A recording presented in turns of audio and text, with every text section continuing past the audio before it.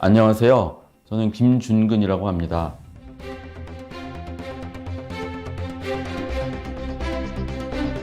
노동법이라고 하는 거는 대표적으로 근로기준법이라는 법률이 있습니다. 근로자하고 사용자, 사용자는 회사를 말해요. 근로자가 회사에 취업을 해서 퇴사하는 데 이르기까지 전체적인 법률 관계들을 규정해 놓은 것이 노동법이라고 할 수가 있습니다. 이 채용절차법은 2014년에 제정이 됐습니다. 이 법이 왜 만들어졌냐, 그거를 알 필요가 있는데요. 채용 절차에서 최소한의 공정성을 기하기 위함이다, 이렇게 규정을 해놓고 있습니다. 이 윤미향 의원이 발의한 이 채용절차법 개정안에 보면은 이 범위를 채용 절차에서의 최소한의 공정성을 기하기 위함이다라고 되어 있는데, 이 부분을 삭제를 하고 범위를 무한하게 확장을 시켜놨어요. 그 대표적으로 확대시킨 그 범위를 보면은 지금 현행법상으로는 그 회사가 요구하는 입사 지원서가 있는데요. 기재하도록 돼 있는 그런 내용들이 있어요. 항목들이 최소한으로 규정이 났는데, 윤미향 의원 개정안에 따르면은 여기에다가 종교 이유를 또 집어넣고 성적 지향이라든지 성별 정체성, 고용 형태, 이런 여러 가지 사유들을 다 포함시켜 놨습니다. 근데 더 문제는 뭐냐면은, 제가 지금 말씀드린 부분은 입사 지원서에 해당하는 부분인데, 면접 과정에서 질문을 하지 못하도록 하는 사항들을 조항을 신설해 놨습니다. 사용자가 이 근로자를 채용하는 데 있어서 이 근로자가 과연 우리 회사에 잘 적응하고 잘 성장할 수 있는지 여부를 여러 가지 그 질문을 통해서 사용자, 면접관은 아마 평가를 하게 될 겁니다. 근데 이런 여러 가지 질문들 중에는 윤미향 개정안에서 금지하고 있는 그 34가지 사유가 불가피하게 포함될 수가 있는 그런 부분이 있죠.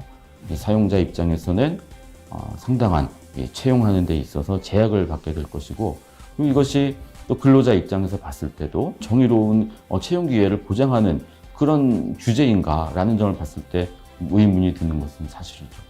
만약에 이것을 위반하게 되면은 1,000만 원 이하의 과태료에 해당하는 제재 규정을 해놨기 때문에 사실상 고용 영역에서의 차별금지법이다, 이렇게 평가를 할 수가 있습니다. 종교, 개신교 기관이나 단체들, 신학교라든지 상당한 문제가 될 우려가 있습니다.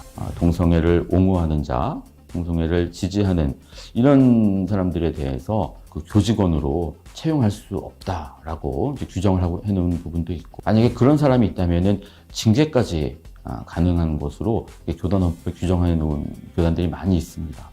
그런데 새로운 직원을 채용할 경우에 그럼 그 확인하는 과정에서 성적 지향이라든지 성별 정체성과 같은 사유들에 대한 질문을 하지 않을 수가 없는데, 만약에 이런 질문들을 하지 못하게 되면은 같은 신앙과 같은 신념을 가진 직원을 채용하는 데 있어서 상당한 제약을 받게 될 수가 있습니다. 네, 저는 법을 공부하는 입장에서 국민의 기본권을 상당히 침해한다는 점에서 법률적으로 심각한 문제가 있다는 점을 알게 됐고, 신앙의 자유를 굉장히 억압하는 그런 측면이 있기 때문에 위헌적이고 반민주적인 차별금지법 반대합니다.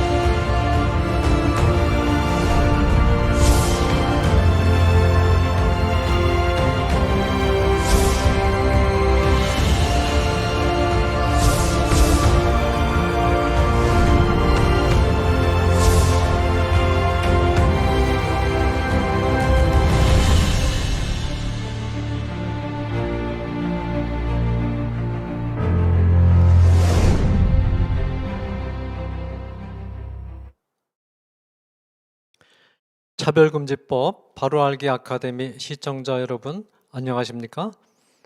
저는 차별금지법 바로알기 아카데미 운영위원으로 섬기고 있는 이상원 교수입니다.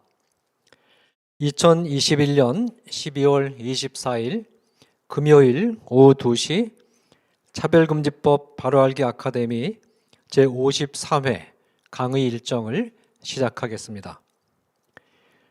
내일 25일은 세상 사람들을 구원하시기 위하여 인간의 몸을 입고 이 세상에 오신 구주 예수님의 탄생을 기념하는 성탄절입니다.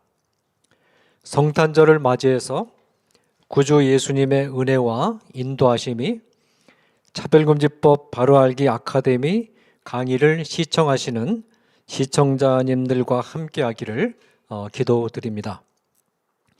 성탄 전날 개인적으로 바쁘신 일정에도 불구하고 성도님들 그리고 국민들께서 특별히 시간을 내셔서 이 차별금지법 바로알기 아카데미 실시간 방송을 시청해 주셔서 깊이 감사드립니다. 현재 차바 강의는 276개 채널에서 358만 명의 독자들이 구독을 하고 계시는 중입니다.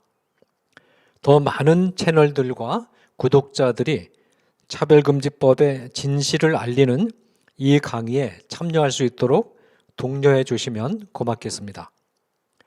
실시간 방송 시청을 놓치신 분들은 연결된 교회 채널이나 유튜브 등을 통해서 나중에라도 꼭 방송 시청을 해 주시면 고맙겠습니다.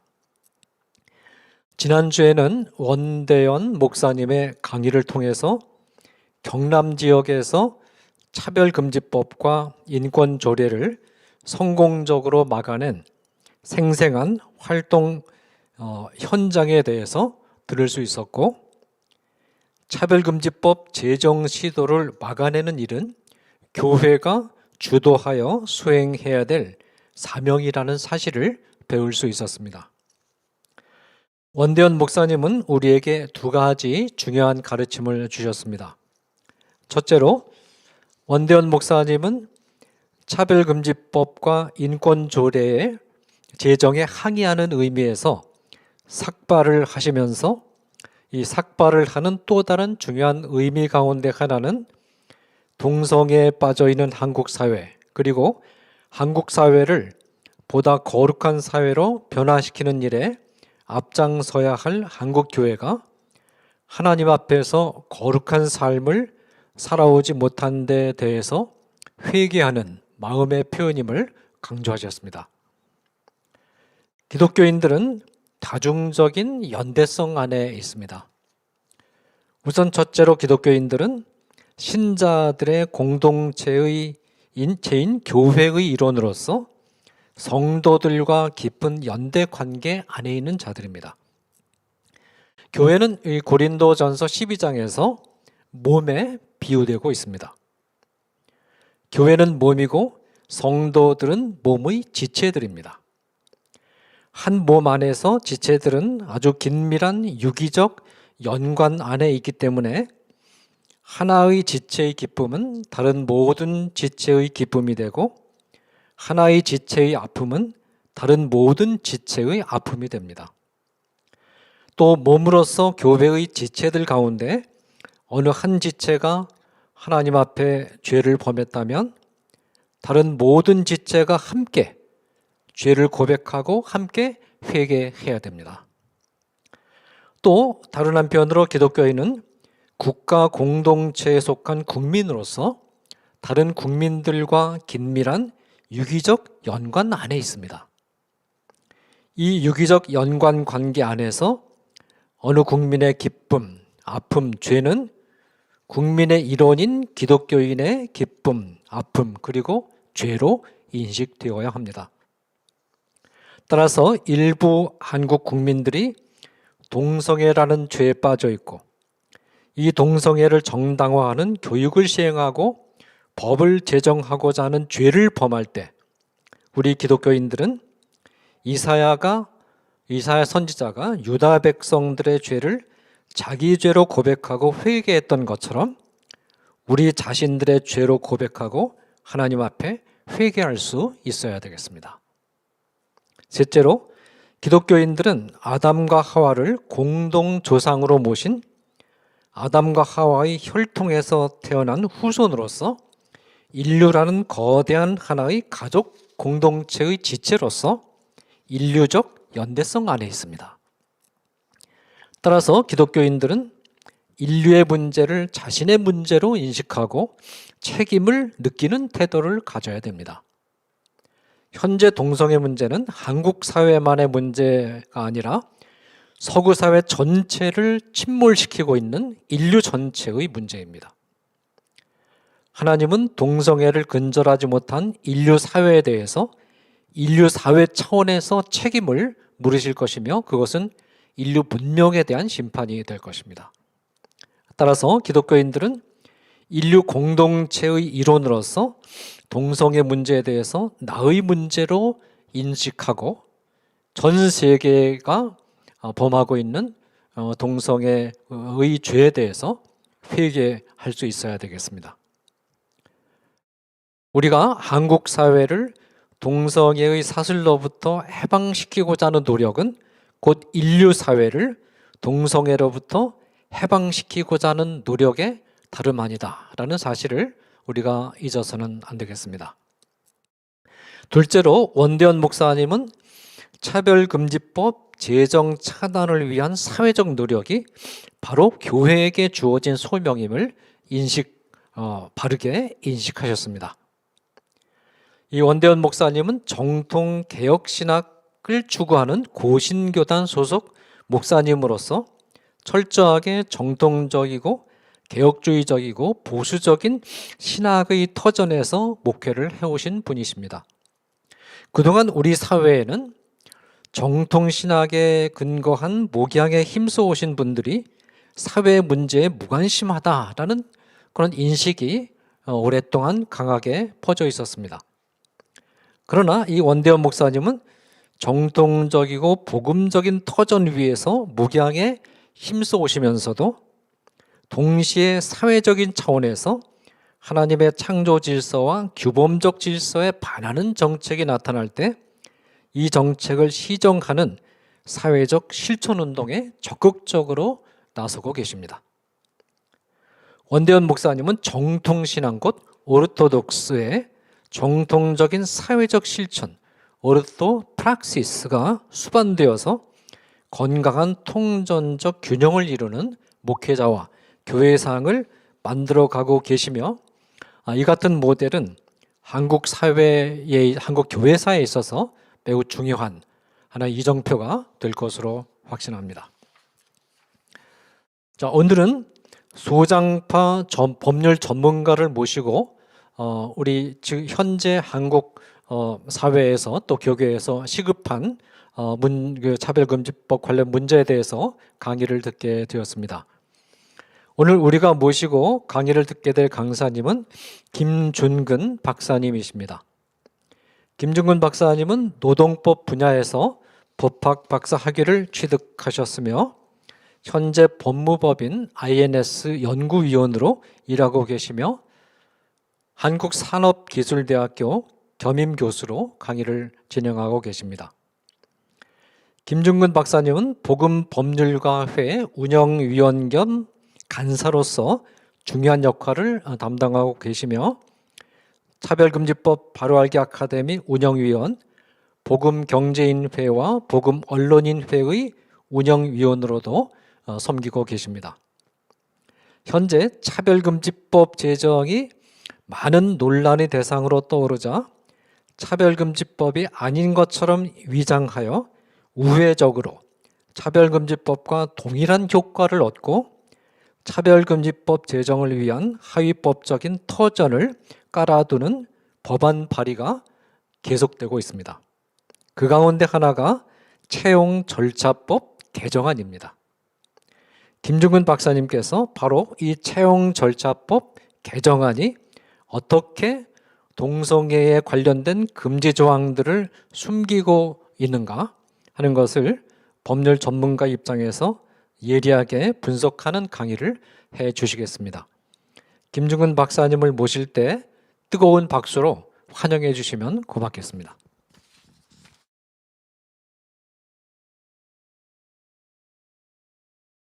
네, 안녕하십니까. 지금 이상원 교수님께 소개받은 김준근이라고 합니다. 오늘 저는 이 고용 영역에 들어온 차별금지법, 윤미향 의원이 대표 발의한 채용절차법 개정안이 가지는 이 문제점에 대해서 좀 소개해드리고자 합니다. 자, 이 채용이라고 하는 것이 이 고용 영역에 속하는 이제 부분이고, 이 채용절차법 개정안이 가지는 큰 문제점 중에 하나가 이 기업이 가지고 있는 이 채용 자유의 원칙을 아주 심각하게 훼손한다는 점에서 오늘 채용절차법의 내용에 이제 들어가기 앞서서 이 노동법에서 이 사용자가 가지는 이 채용의 자유가 어떤 의미를 이제 가지고 있는지에 대해서 먼저 간략하게 이제 소개를 해드리고자 합니다. 자, 이 노동법이라고 하는 거는요, 이제 근로자의 근로관계 전반에 대해서 규율하고 있는 여러 가지 법 규범의 총체를 말합니다. 이거는 개별적 근로관계 그리고 집단적 노사관계로 이제 구별할 수가 있는데요. 여기서 말하는 이 개별적 근로관계라고 하는 거는 이 근로자하고 사용자, 이 사용자는 이 근로자를 고용한 그 기업을 말합니다. 그래서 제가 강의하는 도중에 이 사용자라는 용어를 말씀드리면은 그냥 그 근로자를 고용한 회사라고 이해하시면은 좀 좋겠습니다.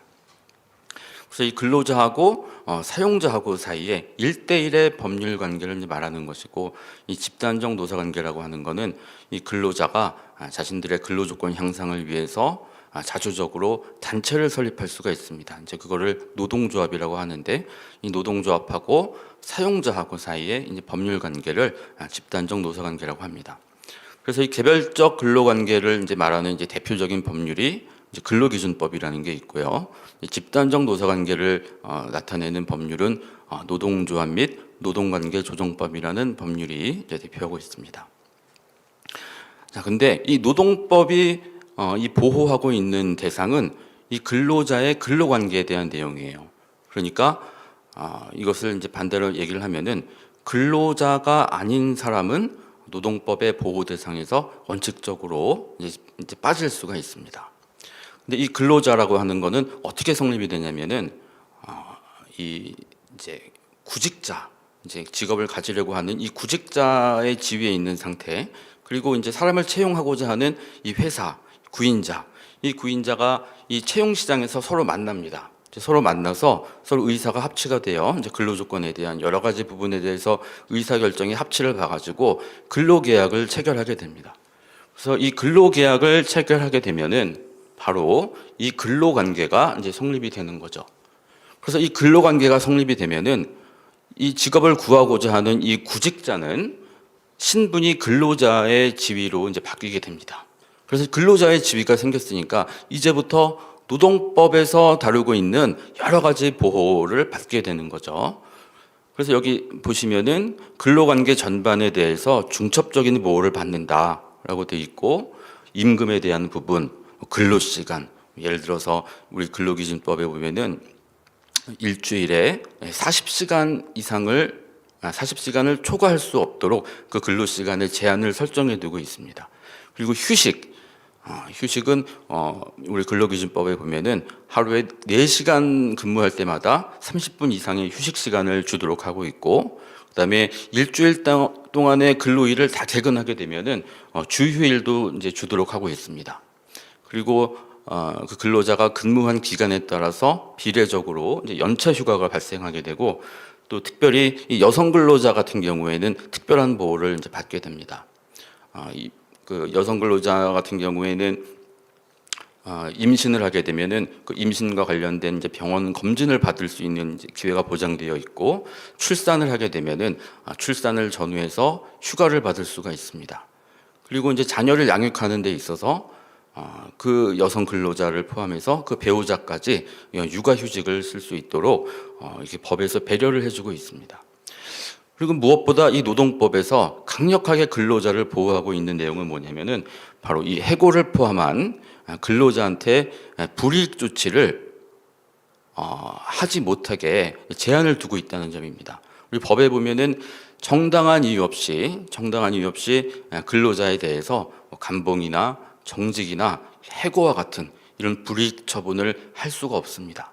그래서 근로자가 회사에 들어가게 되면은 아주 중대한 범죄를 저지르거나 정말 큰 잘못을 저지르지 않는 한 그 회사에서 일방적으로 해고를 당한다는 것은 우리 법에서 허용되지 않습니다. 자, 이렇게 그 노동법에서는 이 근로관계가 형성이 되면은 그 근로자에 대해서 여러 가지 사항에 대해서 근로관계 전반에 대해서 아주 강력하게 보호를 하는 태도를 가지고 있습니다. 그리고 이 직원을 채용하고자 했던 이 구인자는 근로관계가 성립이 되면은 법률적으로 사용자라는 지위에서 이제 노동법상의 사용자 책임을 이제 부담하게 된다는 거죠. 자, 그래서 지금 여기까지가 이 노동법이 보호하고 있는 대상, 근로자의 근로관계입니다. 이 근로자라고 하는 거는 이 근로계약을 체결해서 이 근로관계가 성립된 이후에 대한 사항들을 우리 노동법에서 보호를 하고 있다라는 그런 말씀입니다. 자, 그런데 이 근로관계가 성립되기 이전의 상태는 어떨까요? 근로관계가 성립되기 이전에 이제 사용자하고, 그러니까 그 직원을 채용하고자 하는 이 사용자하고 이 직업을 구하고자 하는 이 근로자는 이 계약 자유의 원칙에 따라서 자유롭게 그 근로관계를 성립할지 여부를 결정할 수가 있습니다. 이제 여기 이 계약이기 때문에 이 계약관계, 사인 간의 계약관계를 지배하는 이 민사법의 대원칙이 있습니다. 이제 그게 계약 자유의 원칙이라고 우리가 이제 법률에서 부르고 있습니다. 그러니까 이 계약자의 원칙이라는 거는 내가 어떤 근로자를 이제 채용하려고 하는데 그럼 근로계약을 체결해야 되지 않습니까? 누구와 그 근로계약을 체결할지, 그러면은 그 근로계약의 내용에 어떠한 내용을 담을지에 대해서는 국가가 개입하지 않고 그 계약 당사자인 사용자하고 근로자가 자유롭게 의사의 합치를 이루어서 결정하게 한다라는 것이 이 계약자의 원칙의 내용입니다. 자, 그리고 우리 헌법에는 직업의 자유라는 그 권리를 보장하고 있어요.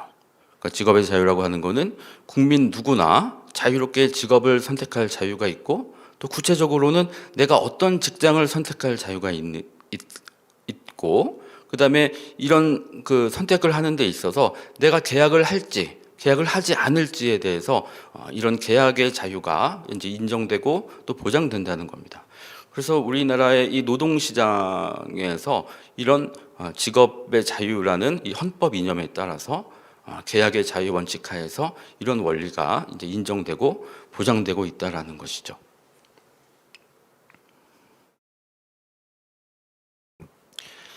자, 그래서 이 근로관계 성립하는 데 있어서는 근로자와 사용자는 이 계약 자유의 원칙의 아래에 있다라고 이제 볼 수가 있습니다.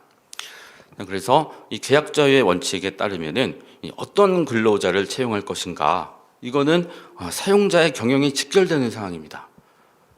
자, 근로자가 그 회사에 들어가 가지고 아주 일도 열심히 하고 그 회사에 잘 적응을 해서 정말 그 회사 발전에 기여를 하는 그런 경우도 있을 수가 있고, 아니면은 근로자가 업무 성과도 굉장히 낮고 회사 조직 문화를 굉장히 해치는 그런 경우도 있을 수가 있습니다. 이런 거는 모두 다 그 채용을 결정한 사용자가 고스란히 그런 위험 부담을 다 떠안게 되기 때문에 그 어떤 누군가를 채용할지 여부의 자유는 사용자의 자유와 재량에 맡기는 것이 바로 이 채용자의 원칙의 내용이다라고 볼 수가 있습니다. 그래서 이 근로관계가 성립되기 이전에 이 계약자의 원칙 하에서는 이 사용자는 경영권에 기초한 이 채용의 자유를 가진다는 것이고, 이제 근로자는 직업 선택의 자유에 따라서 결과적으로 이 사용자와 근로자 두 당사자가 자유로운 의사 합치에 따라서 이 근로계약이 이제 체결된다라는 것이죠. 그래서 이 노동법이 보호하는 대상은 이 근로관계가 성립된 이후에 대해서 보호하는 것이고, 근로관계가 성립되기 이전에 대해서는 여전히 사용자한테 이 계약자의 원칙에 따라서 채용의 자유가 이제 보장된다는 것이 그 내용이라고 할 수가 있습니다. 자, 그러면은 우리 노동법학에서 얘기하는 이 채용 자유는, 채용의 자유라고 하는 것은 어떻게 좀 구체화할 수 있는가? 여기 지금 기재되어 있는 내용이 노동법학에서 사용하고 있는, 이제 노동법을 공부하고 있는 많은 분들이 사용하는 교과서에 기재된 내용입니다. 자, 먼저 채용 결정의 자유라는 게 있습니다. 어떤 회사에서 이제 직원을 이제 뽑을 일이 생겼어요. 그래서 그 경영진이 이제 판단을 합니다.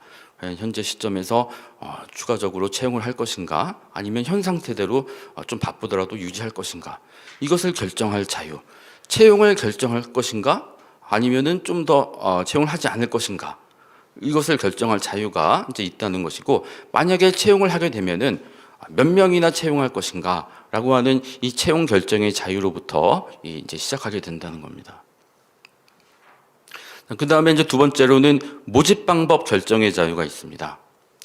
그러니까 모집 채용을 하는 데 있어서 그 모집의 방식, 채용 절차와 방법, 공개 경쟁 채용 방식을 이제 택할 것인가, 아니면은 비공개로 그냥 아는 사람 통해서 추천을 받아서 우리 직원을 채용할 것인가, 이런 채용의 방법에 대해서도 사용자한테 보장되어 있는 자유라고 이제 볼 수가 있습니다.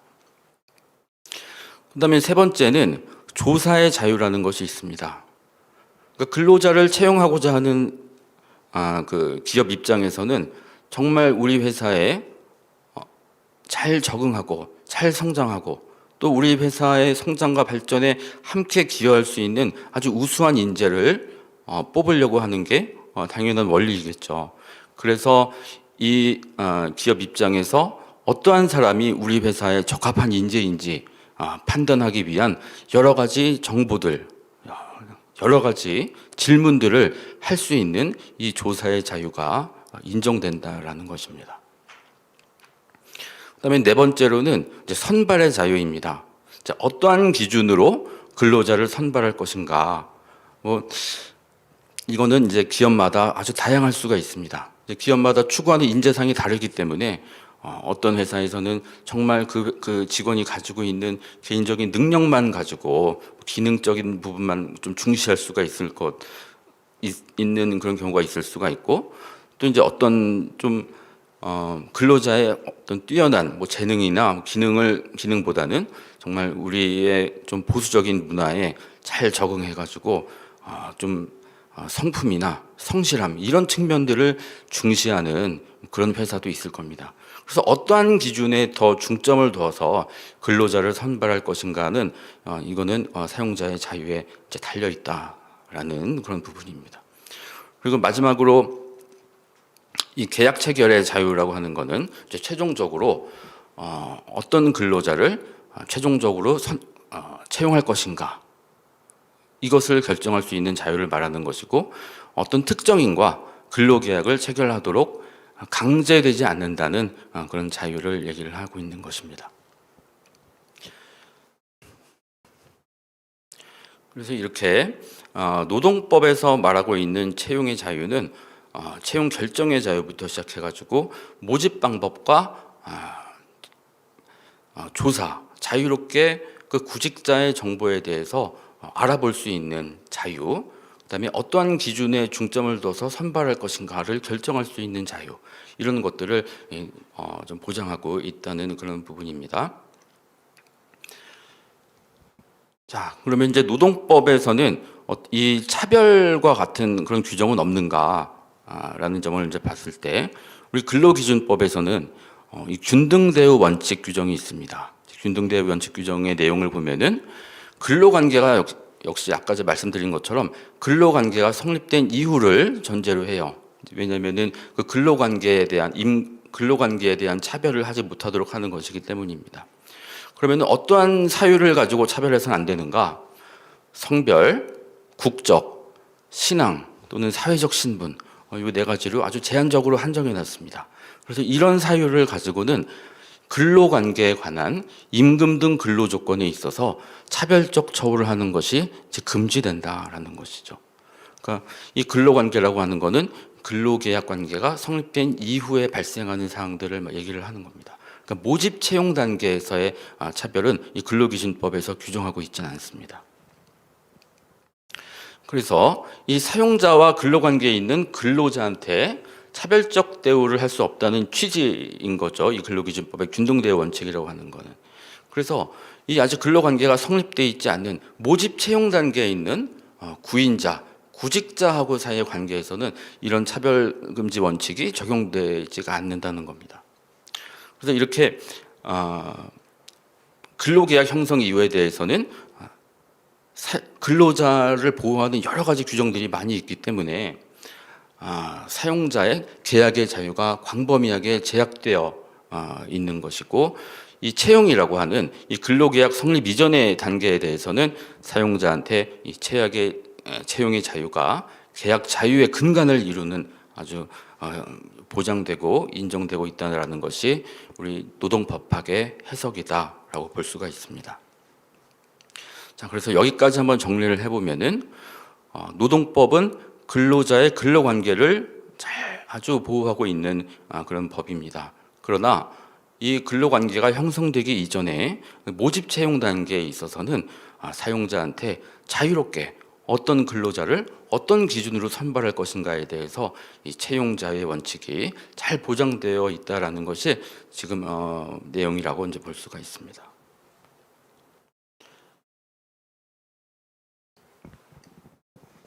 자, 이제 이 채용 절차법에 대해서 한번 살펴보겠습니다. 이 채용 절차법은 2014년에 제정이 됐습니다. 그럼 이 법이 왜 만들어졌는가? 그 이유를 한번 좀 살펴보면요. 지금 보시는 화면이 이 채용 절차법의 정식 명칭은 채용 절차의 공정화에 관한 법률입니다. 여기 보시면은 이 법을 만든 이유가 나옵니다. 그 이유를 보시면은 뭐라고 되어 있냐면은 구직자들한테 큰 부담이 되고 있대요. 구직자들한테 큰 부담이 되어 있는데 이제 어떤 점이 부담이 되고 있는가? 채용 서류 그리고 채용 심사 비용. 그러니까 구직자들한테 이 채용 서류나 채용 심사 비용과 같은 부담을 주고 있는 요소들을 좀 제거해서 이 구직자의 부담을 덜어주려고 하는 목적이 있습니다. 또 하나는 근로자를 채용할 의사가 없으면서 구인 공고를 낸다든지, 아니면은 구인 공고를 낼 때는 정말 임금도 많이 주고 정말 좋은 근로 조건을 제시를 했는데 실제 채용을 하고 나서 보니까 구인 공고와는 전혀 다른 내용의 조건을 제시를 한다든지, 이런 거짓 구인 광고에 대한 부분에서 이 이제 구직자를 이제 보호하기 이제 위한 내용들이 담겨져 있습니다. 그래서 이 법을 제정한 목적을 좀 이렇게 요약을 해보면요. 구직자가 요구할 때 사용자는 그 구직자가 제출했던 채용 관련 서류 일체를 반환해야 됩니다.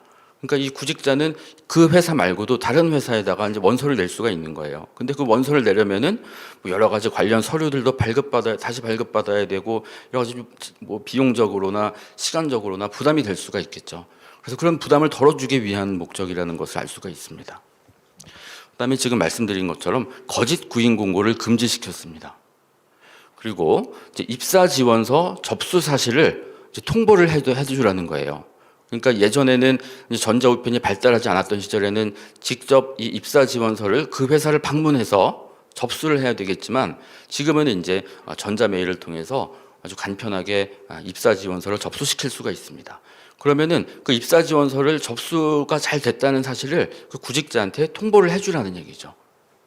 그리고 그 채용 절차가 다 진행이 된 이후에 합격이 되었는지 불합격이 되었는지, 합격된 사람은 통보를 해주겠지만 불합격된 사람한테 별도로 통보를 해주지 않으면은 얼마나 답답하겠습니까? 그러니까 그런 내용들을 명확하게 고지를 해주라는 그런 내용을 가지고 있습니다. 마지막으로 채용 심사와 관련된 비용을 구직자한테 떠넘겨서는 안 된다라는 이런 금지 조항을 가지고 있어요. 그래서 이 법이 제정된 이 네 가지 주요 내용을 보더라도 이것은 구직자에게 이 채용 절차에 관한 부담을 줄여주고, 그다음에 사용자의 어떤 거짓 구인 광고를 금지시키고, 이런 내용들을 이제 담고 있어서 이거는 차별 금지랑은 전혀 그 맥이 다른 그런 법이라고 이제 볼 수가 있습니다. 그래서 이 법의 제정 목적, 제1조에는 목적이 나오는데, 이 목적은 이 법을 만들어서 실현시키고자 하는 이유가 뭔가, 왜 이 법을 만들 필요가 있었는가에 대해서 선언하고 있는 규정을 말하는데, 여기 보시면은 구직자가 제출하는 서류의 반환 등 채용 절차에서의 최소한의 공정성을 확보하기 위함이다라고 해놨습니다. 그러니까 이 아까 제가 말씀드렸던 것처럼 이 모집 채용 단계에 있어서는 사용자한테 이 채용의 자유의 원칙이 잘 보장이 되어 있기 때문에 이런 사용자가 가지고 있는 이 채용의 자유를 훼손하지 않는 가운데 구직자가 가질 수 있는 여러 가지 이제 부담들을 줄여주는 방법으로 이 법을 제정했다라는 점이 이 목적에 명확하게 드러나고 있습니다.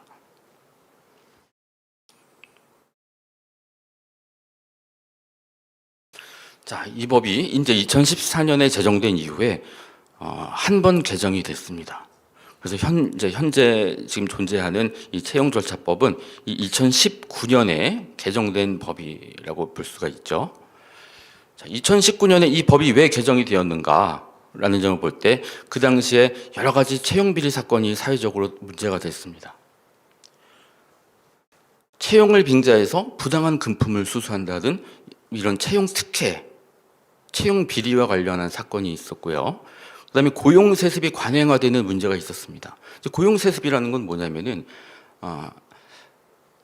노동조합하고 사용자하고 사이에 그 집단적 노사가 이렇게 잠깐 언급해드렸는데 그 둘 사이에 계약이 있습니다. 이제 그것을 단체 협약이라고 하는데 그 단체 협약의 내용 중에서 이런 내용이 있다는 거예요. 그러니까 근로자를 채용할 때는 누구한테나 공정하게 기회를 부여해 줘야 되는데 그 단체 협약의 규정의 내용을 보면은 조합원이 퇴직한 경우 그 조합원의 직계 가족 중 1인에 대해서는 우선적으로 채용하는 것을 원칙으로 한다라는 내용이 사용자하고 노동조합하고 사이에 계약으로 이제 만들어진 겁니다.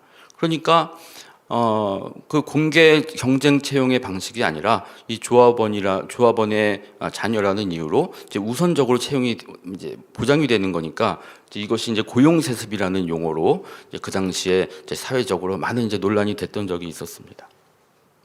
그다음에 채용 강요. 이제 원청 회사가 있는데 이 원청의 일을 도와주는 협력 업체가 있어요. 근데 원청의 직원을 이 협력 업체에다가 낙하산식으로 이렇게 채용을 하라라고 이제 강요하는 그런 이제 사례들도 있었다는 겁니다. 그래서 이런 모든 이 채용을 공정성을 해치는 이런 부조리한 상황들이 청년들한테 공정한 취업 기회를 박탈하고 건전한 고용 질서와 사회 통합을 저해하는 요소로 작용하고 있다. 그래서 이 법의 내용을 조금 보완할 필요가 있겠다라고 해서 이 법이 개정이 되게 되었습니다. 그래서 이 법이 개정된 내용을 보면은 이 두 가지로 좀 요약을 해볼 수가 있는데요. 채용에 관한 부당한 청탁, 압력, 강요 이런 행위들을 금지하고 있고 금품이나 물품, 향응 이런 재산상 이익을 제공하고 또 수수받는 이런 행위들을 이제 금지했습니다. 이거는 당시에 이제 하태경 의원안이 이제 발의한 그 개정안이 반영된 내용이고요. 이제 두 번째는 입사 지원서에 이 사진 부착, 그러니까 용모를 입사 지원서에다가 요구하지 못하게 했습니다. 용모라고 하는 거는 입사 지원서에다가 이제 사진을 부착하라는 거죠. 그리고 키와 체중과 같은 신체적 조건, 그리고 출신 지역, 직계 좀비 속의 재산 상황 이런 사항들을 입사 지원서에 기재하지 않도록 금지를 시켜놨습니다. 이제 이거는 당시 한정혜 의원이 발의한 그 개정안의 내용이 좀 반영돼. 그래서 이 두 가지가 반영이 돼가지고 2019년에 이 채용 절차법이 개정이 됐습니다. 근데 이 두 번째 입사 지원서에 어떤 특정한 사유들을 기재를 금지하기 시작하면서 여기서 기초적 아주 개별적인 사항이긴 하지만 차별 금지 사유가 서서히 이제 확대되기 시작하게 되었습니다.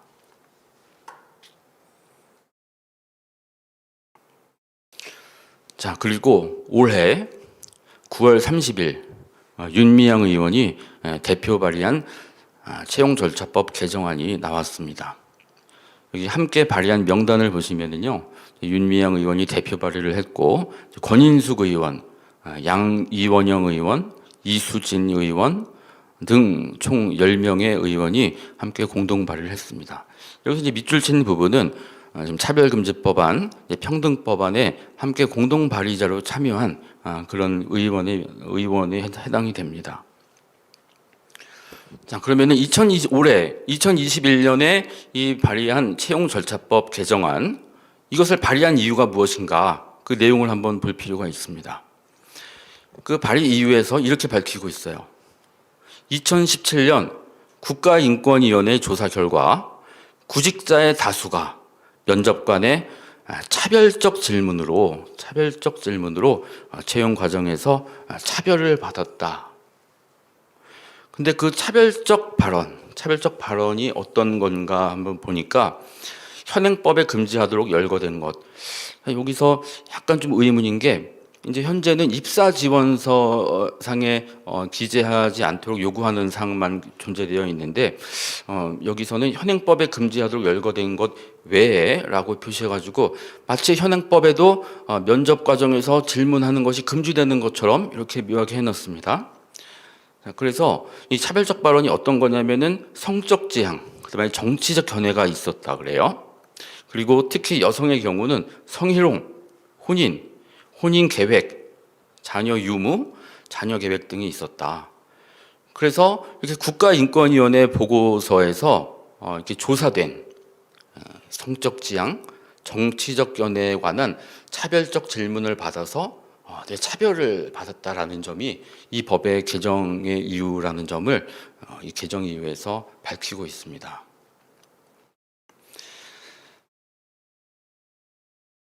자, 이 개정안의 주요 내용을 보면은 총 6가지 정도로 좀 분류를 할 수가 있는데요.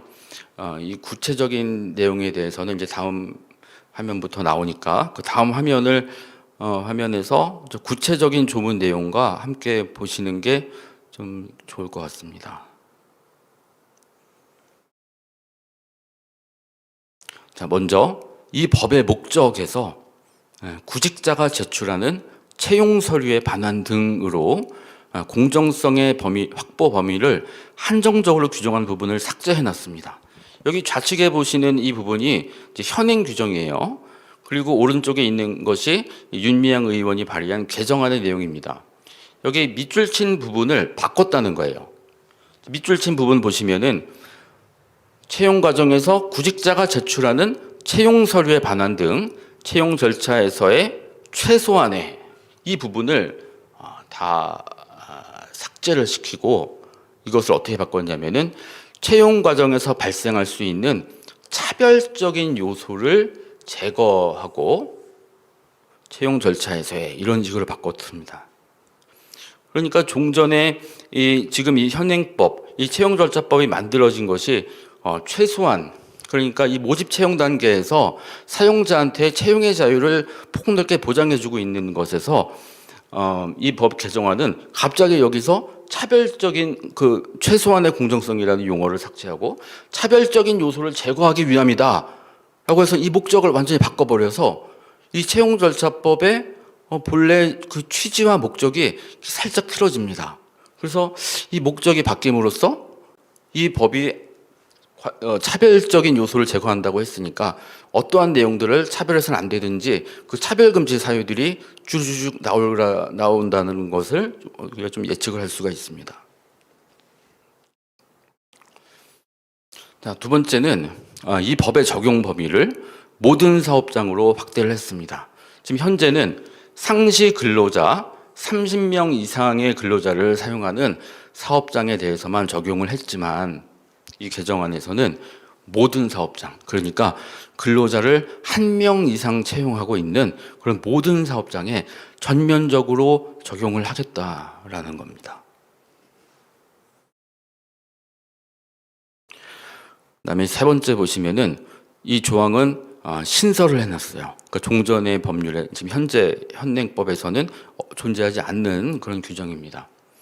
그 내용을 보면은 정부가 지정하는 기관 또는 단체가 구직자 또는 구인자에게 채용 절차 공정화를 위해서 컨설팅이나 교육 등을 하는 경우 그에 필요한 행정적, 재정적 지원을 할 수 있도록 그 근거를 만들어 놨습니다. 그래서 저는 이 그 조항을 보면서 나중에 어떤 점이 우려가 되냐면은 이제 나중에 나오겠지만 이 법에서는 그 입사 지원서하고 이제 면접 과정에서 총 33가지 이제 29가지 범주에 있는 33가지의 이제 구체적인 사유에 대해서 입사 지원서에 기재하지도 말고 그다음에 면접 과정에서 묻지도 말고 발언 자체를 이제 하지 말라라는 이제 그 내용을 가지고 있는데요. 만약에 이 정부가 지정하는 기관 또는 단체에서 국가가 이렇게 그 관련 채용과 관련된 교육을 할 수 있도록 행정적, 재정적 지원을 한다는 것은 나중에 근로자를 채용하고자 하는 그런 기업에 대해서 그 채용에 면접관으로 참여하는 그 면접관에 대해서 이런 정부가 지정하는 기관이나 단체가 시행하는 교육을 반드시 받은 자로 그 면접관을 써야 된다. 이런 식으로 좀 확대가 되는 것은 아닌지 좀 우려되는 조항이라고 좀 생각이 됐습니다.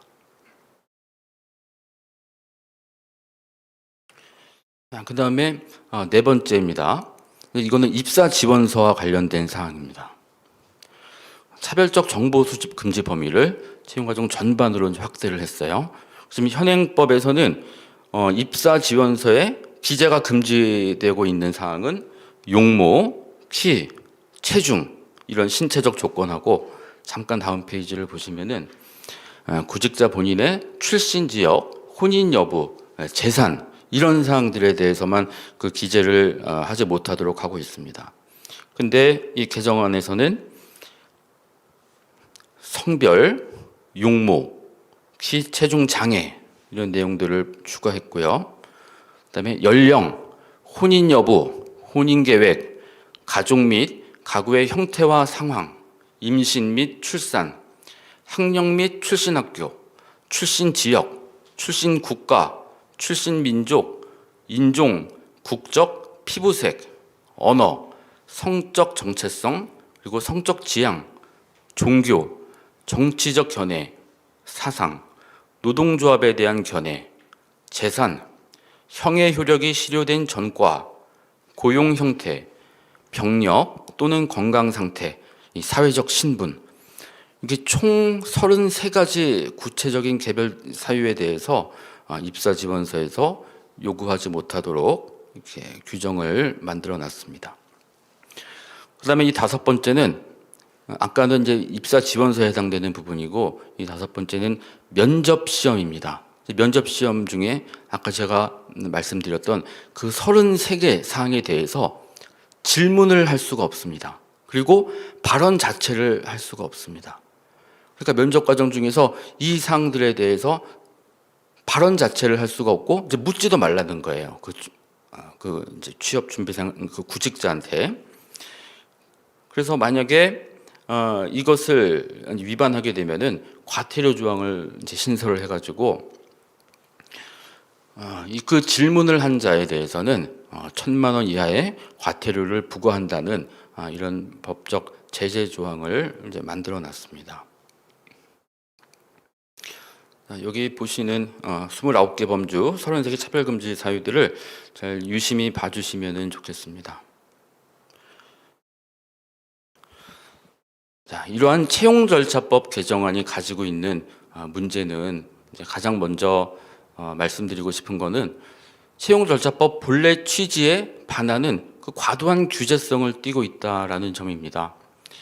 아까도 잠깐 말씀드렸지만 이 2014년에 이 채용절차법이 처음 제정된 취지는 이 채용시장이라는 이 사적 자체 영역내에서 사용자의 채용의 자유를 보장하는 가운데 구직자의 부담을 줄이고 구직자의 권리를 보호하기 위함이다라는 점을 우리가 확인을 했었습니다.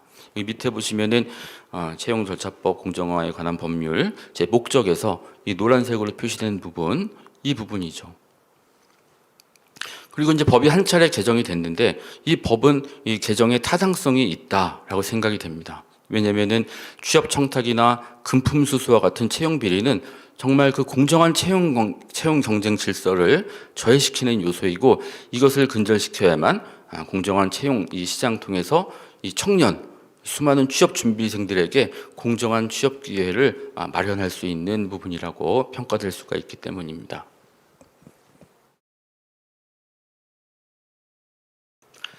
근데 아까도 보셨지만 이 개정안에서는 그 법의 목적을 바꿔놨습니다. 그러니까 최소한의 공정성을 확보하기 위함이라는 부분을 삭제시키고 차별적 요소를 제거하기 위함이 이 법의 제정의 취지라는 점을 이렇게 선언을 해놨다라는 겁니다. 그러면서 33가지 차별금지 사유들을 제시를 해놨어요. 그래서 이 33가지 사유에 대해서 입사 지원서에서 기재하지 않도록 요구를 했으며 또 면접할 때도 이 33가지의 사유들에 대해서 발언하거나 질문하는 것을 금지시킵니다. 그래서 이것을 위반할 경우에 1,000만 원 이하의 과태료를 이제 부과하는 이런 구조를 가지고 있어요. 자, 근데 이 33가지 차별금지 사유들을 보면은 이 가치 판단의 대상이 되는 사유가 포함되어 있습니다. 그러니까 차별금지 법리를 통해서 이것에 대해서 법적 제재를 부과하기 위해서는 우리가 보통 그 평등권 침해 법리를 적용시키게 되는데 이 평등권이 침해됐다라고 보기 위해서는 그것은 어떤 인권 개념과 연결이 됩니다. 그래서 여기서 이 33가지 차별금지 사유가 어떤 인권에 해당이 되어야 평등권 침해의 차별 행위로 법률적으로 인정을 해줄 수가 있습니다. 근데 이 법 개정안이 제시하고 있는 이 33가지 사유들에 대해서는 이 사람마다 가치 판단의 대상이 엇갈리는 사유가 많이 포함되어 있습니다. 근데 이런 33가지 사유들을 일률적으로 차별금지 사유로 봐가지고 이것을 정말 묻고 싶어하는 기업한테 정말 기업의 그 원하는 적합한 근로자를 채용하기 위해서 정말 기업이 묻고 싶어하는 그 질문을 아예 하지 못하도록 하고 이것을 위반할 경우에는 법률적으로 제재를 가하고 있기 때문에 이거는 사실상의 국가가 사기업의 채용을 검열하는 것이 아닌가 의심이 되는 것이며 이런 33가지 사유를 다 지키다 이것은 옳으니까 이것에 대해서 차별금지를 하는 것은 다 옳으니까 이것을 지켜라 강요하고 이것을 위반하면은 법적 제재를 가하겠다라고 하는 아주 전체주의성을 띠고 있는 이 차별금지 법리를 도입하는 것이 아닌가 의심이 되는 이제 대목입니다.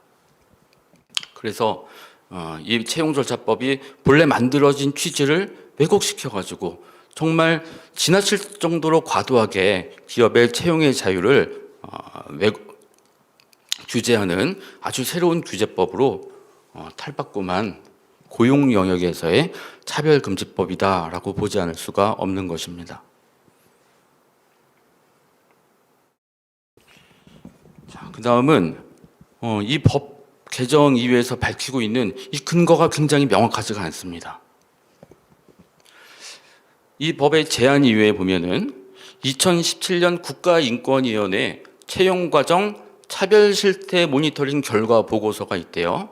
근데 이 보고서 결과에 따르면은 구직자의 다수가 면접관의 차별적 질문으로 채용 과정에서 차별을 받았다고 합니다.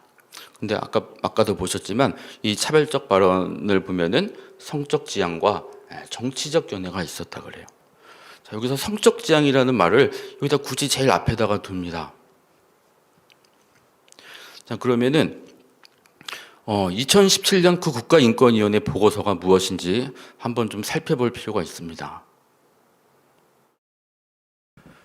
여기 좌측에 보시는 이 화면이 이 국가인권위원회가 말하는 그 2017년 고용영역 채용 과정에서의 차별 실태 모니터링 보고서로 보입니다.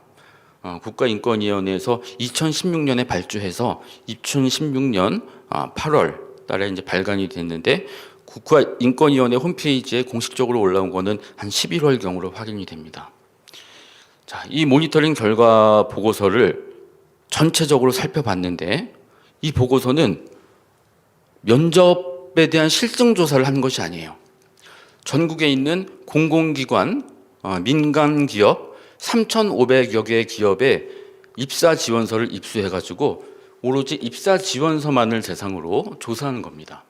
그래서 입사 지원서를 보면서 입사 지원서 상에 있는 여러 가지 이제 기재하도록 되어 있는 그 사항들이 국가인권위원회법에서 규정하고 있는 차별금지 사유에 해당하는가?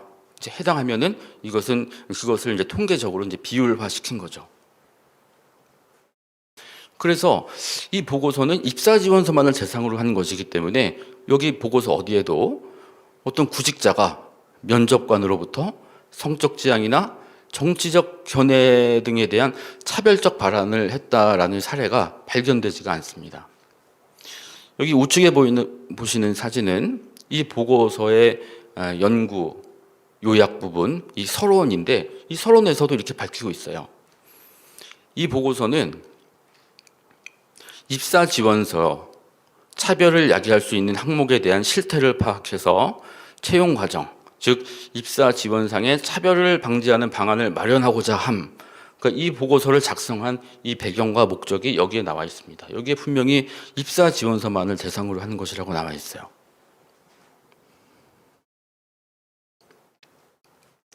자, 그다음에 보시면은 그 보고서의 내용들을 다 이제 보다 보면은 이 법 개정안이 지적하고 있는 성적 지향과 정치적 견해 등이 있었죠.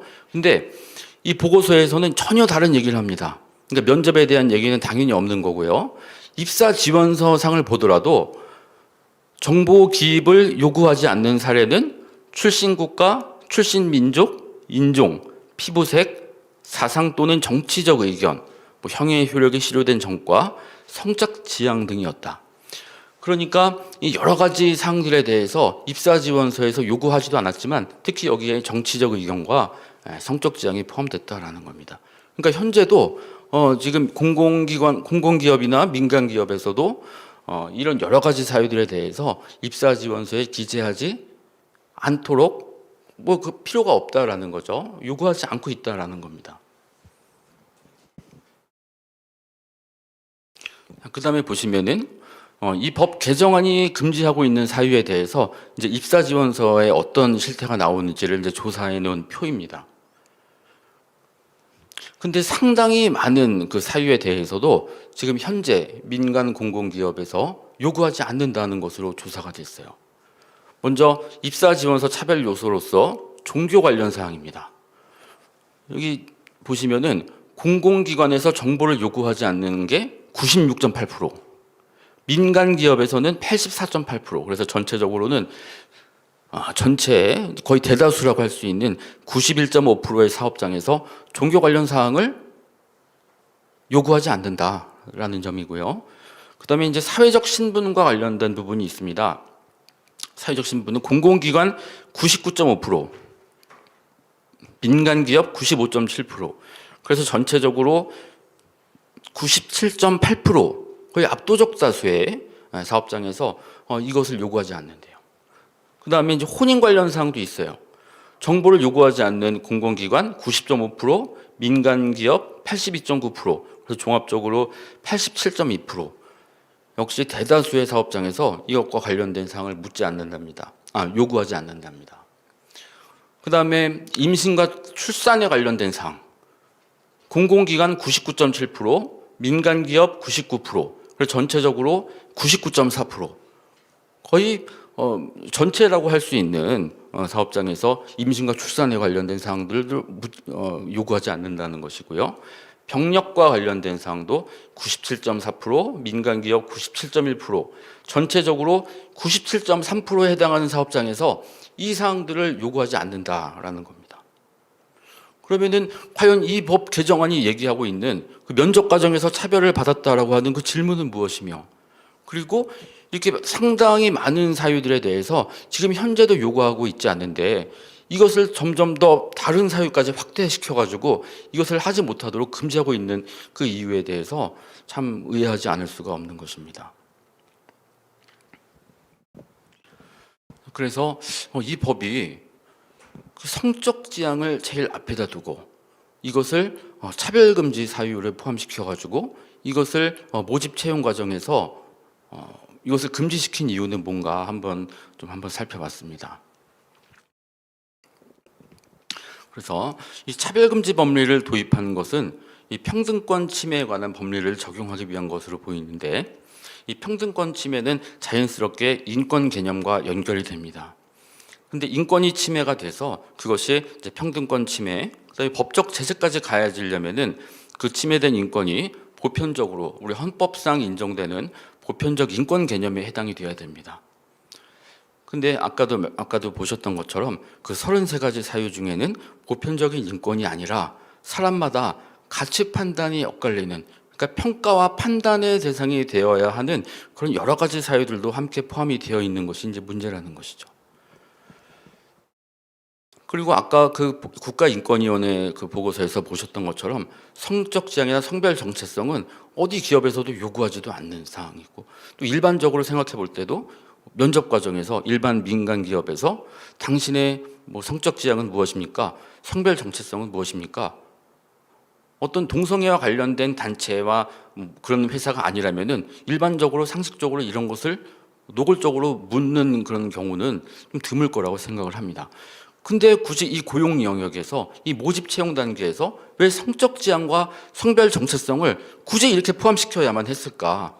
그것이 좀 의문이 아닐 수가 없는 겁니다. 그래서 여기서 우리가 한번 좀 살펴봐야 되는 거는 이 차별금지 법리가 이 고용 영역에 들어왔다라는 점입니다.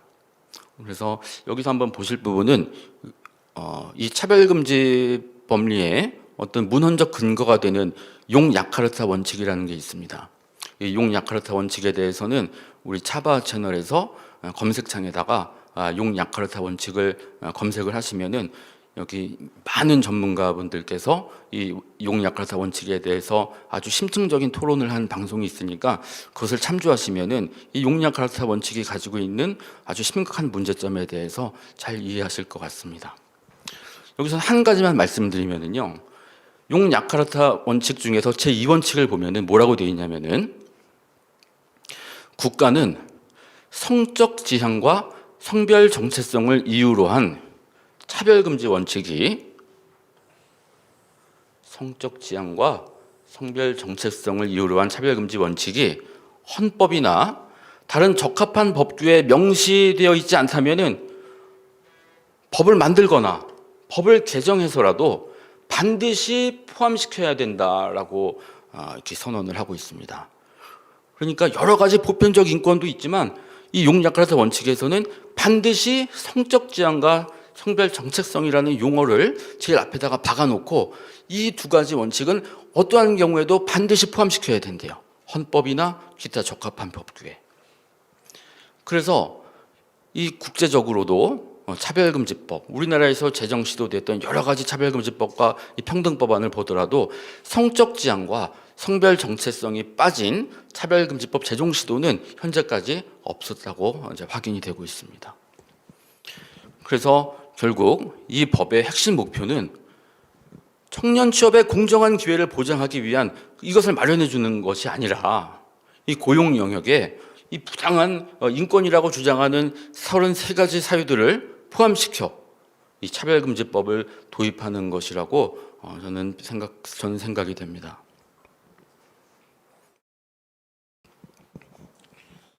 그다음으로 이것이 이제 인권 차별을 받았다라고 하는 것은 이제 인권을 침해받았다라고 하는 건데, 이 채용 시장에서 이 채용 과정에서 이 이제 사람을 뽑아야 되는 이 사용자가 그 구직자를 판단할 수 있는 여러 가지 그 기초적인 정보가 있습니다. 그 기초가 되는 구직자에 대한 정보, 이것에 대해서 질문을 하고 발언하는 것이 과연 인권 침해라고 하는 차별 행위에 해당하는가, 여기에 대해서 저는 상당한 의문이 드는 것이 점이 있고요. 만약에 이 채용 영역에서 이러한 차별금지 법리가 도입이 되게 되면은 어떠한 문제까지 현실화될 수가 있냐면은, 만약에 의도적으로 좀 이 사례를 악용하게 되면은 채용이 거절된 구직자는 나중에 이 채용 과정을 전반적으로 다 녹취를 해가지고 이 33가지 사유 중에 어느 하나를 가지고 내가 평등권 침해 차별을 받았다, 그렇기 때문에 이 차별을 시정해달라, 아니면 나를 구제해달라 라고 주장하는 것이 가능하게 될 수가 있습니다. 근데 이거는 이제 단순한 차별 시정을 넘어서 내가 그 질문을 받아서 내가 채용이 거절됐기 때문에 나를 채용해라 라고 하는 이 계약 체결을 강제하는 그런 주장까지도 이제 가능하게 되는데, 근데 이거는 도저히 성립할 수 없는 아주 그 부당한 이제 주장이기 때문에 지금 이 법 개정안이 이 차별금지 사유를 가져온 거는 현재 존재하고 있는 이 차별금지 법안, 평등법안에 보면은 모집 채용 과정에서의 이 차별금지 조항이 있지 않습니까? 이 조항을 좀 더 세밀하고 구체화시켜가지고 또 여기다가 법적 제재 수단을 이제 가하는 방법으로 인권 개념을 강제적으로 적용시켜서 이 고용 영역의 차별금지법을 실현시키는 것이 이 법 개정안의 핵심 목표가 아닌가 하는 그렇게 이제 생각이 되는 겁니다.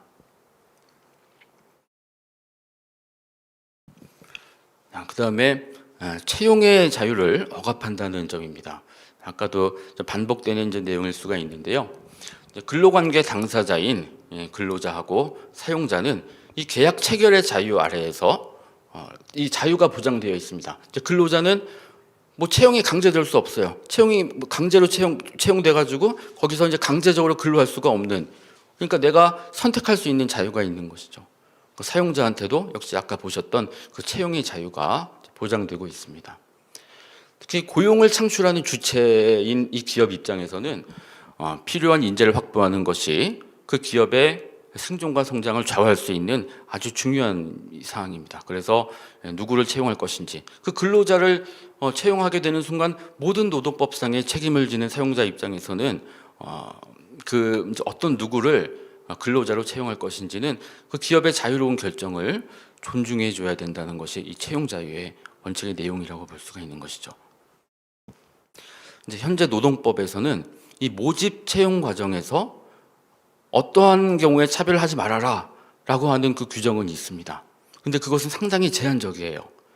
남녀 고용평등법이라는 법률이 있습니다. 여기서는 남녀라고 하는 성별을 이유로 어떤 성을 특정해서 채용을 하는 것을 금지시키고 있습니다. 그러니까 이거는 보편적으로 타당성을 인정받고 있습니다. 그러니까 남자라는 이유로 그 채용에서 부당하게 차별받고 여자라는 이유만으로 그 채용의 기회를 잃게 된다면은 이것은 좀 공정한 그런 채용이라고 볼 수가 없는 것이죠. 그리고 장애인 고용 촉진법에 따르더라도 이 장애를 이유로 그 채용을 있어서 차별하는 것은 금지가 되고 있습니다. 그래서 지금 현행법으로도 모집 채용 과정에서 이 차별을 금지하고 있는 것은 있는데 아주 제한적이다. 남녀라고 하는 이 성별 그리고 장애라고 이렇게 보편적으로 차별해서는 안 되는 인권으로 여겨지는 것들이 이 노동법에서 모집 채용상의 차별 금지 규정으로 존재하고 있는 것은 사실입니다.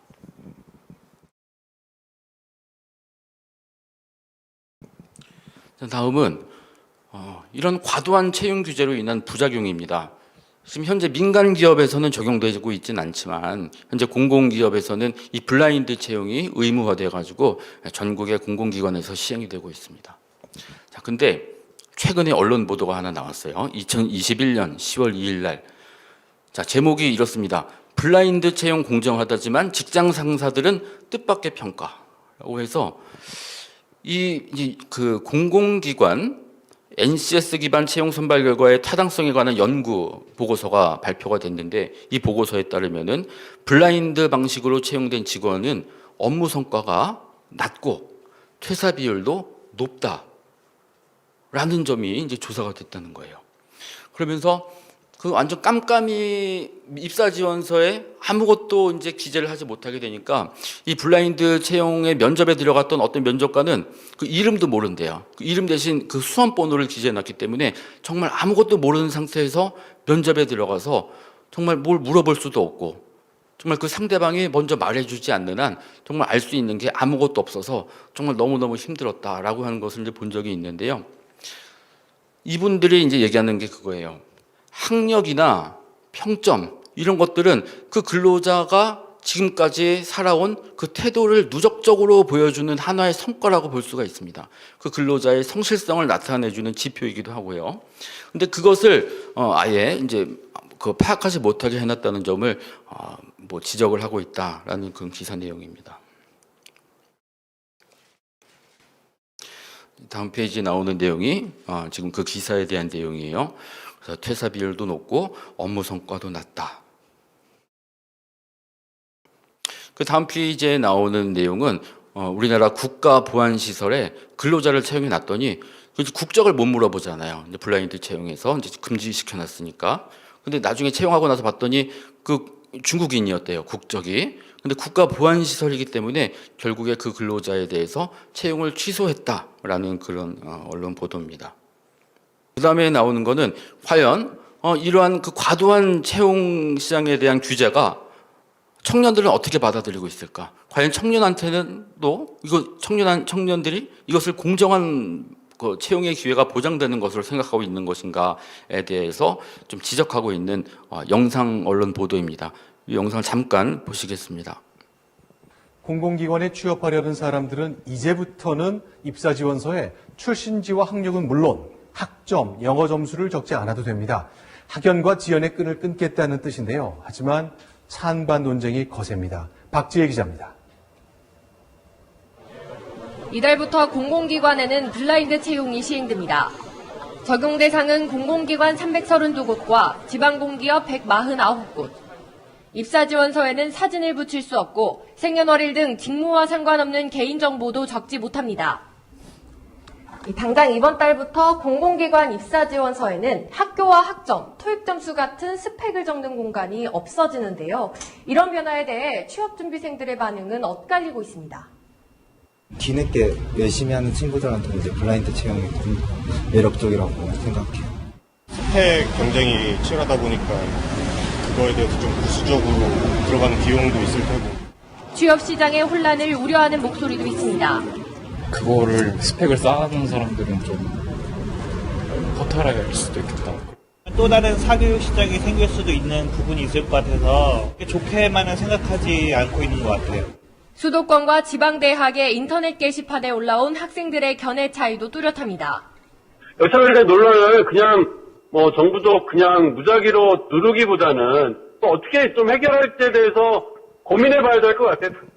정부는 가이드북을 마련해 민간 기업에도 블라인드 채용이 확대되도록 지원할 계획입니다. 채널A 뉴스 박지혜입니다. 네, 청년들이 생각하고 있는 이 블라인드 채용에 대한 그런 보도였습니다. 다음 페이지에 나오는 사진도 보시면은 그 인터뷰를 하는데 이 여학생이 이래요.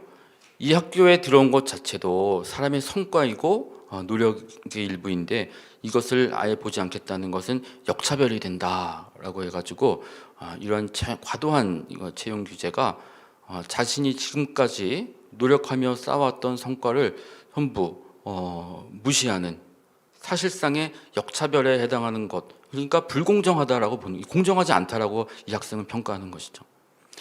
그 다음 화면도 마찬가지입니다. 이 학생은 뭐라 그러냐면은 대학교에 와서도 학점이나 여러 가지 신경 쓰느라 보냈던 6년, 도합 12년. 그러니까 중고등학교 때부터 이 학생은 정말 좋은 대학에 들어가기 위해서 열심히 성실하게 공부하고 노력해서 이 대학에 왔고, 이 대학에 와서도 좋은 학점을 얻기 위해서 노력을 했는데 이 12년에 해당하는 시간이 한 번에 없어진다는 그런 느낌이 든다는 허탈감을 토로하고 있습니다.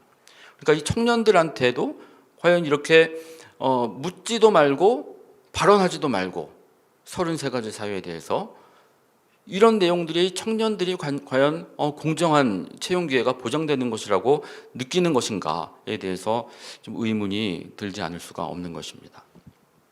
그래서 이 고용 시장에 아주 엄청난 혼란과 그리고 고용 시장이 위축될 우려가 굉장히 높습니다. 이 사용자인 기업은 자신이 원하는 적합한 회사에 적합한 인재를 찾기 위해서 정말 그 사람의 정확한 정보를 알아야 할 필요가 있습니다.